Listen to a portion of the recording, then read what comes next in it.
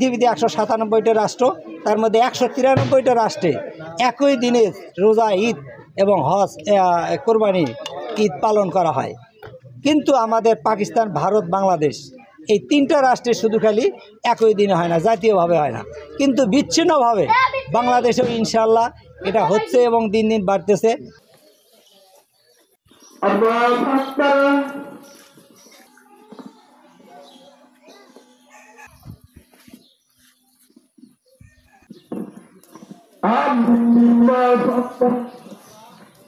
نعبد وإياك نستعين كريم ذي قوة عند ذي العرش مكين السلام عليكم ورحمة الله